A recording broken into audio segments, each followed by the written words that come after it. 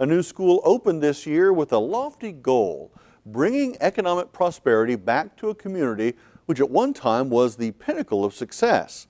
The Greenwood Leadership Academy is the first of its kind for a public school in Oklahoma. Backed by a nonprofit foundation and community leaders, its aim is to fulfill the legacy of the Greenwood District. In the early 1900s, Tulsa's Greenwood District was known as the most affluent and thriving black community in the nation.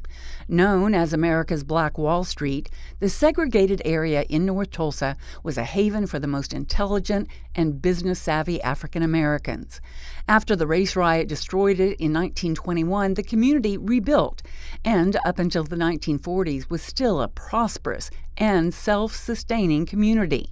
Today it remains segregated from affluent South Tulsa, but now much of it is a blighted area with few housing options, few gas stations, and not a single grocery store.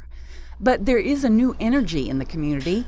It's a commitment to restoration, and it's beginning right here. Peanut butter. Jelly time. Kojo Asamoah Caesar is the founding principal of a new Tulsa public school called the Greenwood Leadership Academy, or GLA.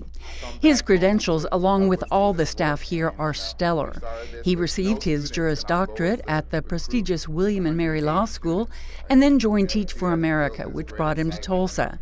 Eventually, he crossed paths with Dr. Ray Owens, the pastor of the Metropolitan Baptist Church and a community leader who recently addressed the Tulsa Rotary about racial disparities. In the work that I've been involved in, I've come to believe that education is the civil rights issue of our time. The so-called black-white achievement gap is a crisis of epic proportions. By age 17, the average African-American student is 4 years behind the average white student. Dr. Owens also told the audience how he and others in the community assessed a stark reality in North Tulsa. We identified a 7-school feeder pattern with all failing schools, 5 elementary schools that had been given the grade F, which all fed into a middle school that had been assigned the grade F, which all feed into a high school which had been assigned the grade F. Identifying the disparities led to the formation of Met Cares, a nonprofit organization which has partnered with Tulsa Public Schools to open GLA. The Met Cares Foundation's goal is to hopefully be able to establish 7 schools that are graded an A by the state and basically transform this feeder pattern. The school was the result of a year-long study to identify what would work here. GLA is modeled after a highly successful program in Memphis, which has achieved 100% graduation and college acceptance of low-income students who once attended failing schools. Our focus is entrepreneurship because we realize that we're in this part of Tulsa which used to house Black Wall Street. And so we're educating the future leaders of our community who are going to restore the greatness of Black Wall Street. So we want to build creative thinkers and the future business leaders of our community. GLA is beginning with 160 students in pre-K, kindergarten, and first grade. Each year, another grade will be added. Entrepreneurship is already being introduced. Scholar dollars are awarded to children who are observed doing something positive.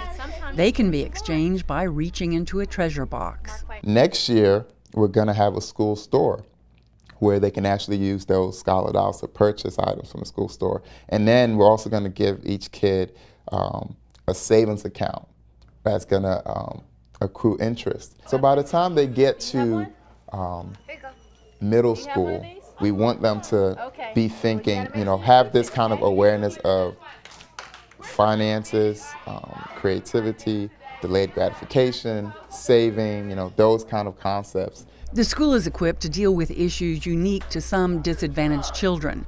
One teacher is a trained behavioralist who will closely monitor a child's well-being. Greg Robinson works on outreach to parents and the community.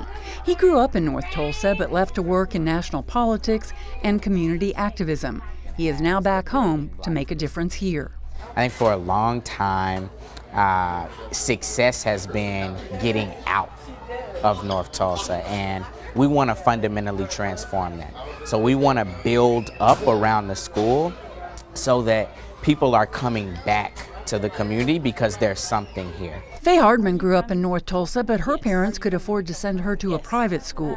She chose to send her daughter to GLA because of its standards and its vision. So are you hoping this school changes this community? Absolutely. Yes, it starts here. You know, our generation, right now this community needs a lot of help. You know, we need a lot more attention, and the youth that's here is where it starts. So absolutely.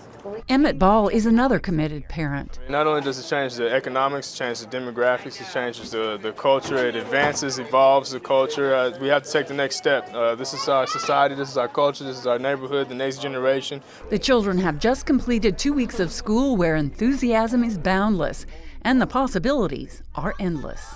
Holy moly! Guacamole!